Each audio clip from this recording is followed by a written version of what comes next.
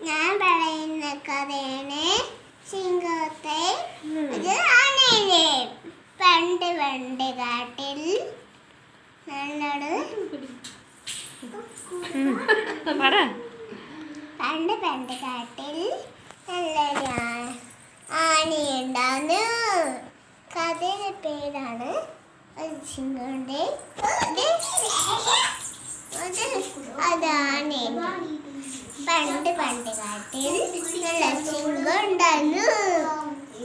സിംഹം ഞാനാണ് കടി വീണ് ഞാനാണ് രാജാവെന്ന് പറഞ്ഞപ്പോ ഞാനാണ് എലിഫന്റ്. എന്റെ പേര് നീ അല്ല, നീ കേൾക്കൂല പോ അങ്ങനെ പറഞ്ഞപ്പോ ആന ഓടി കുഞ്ഞുകളെ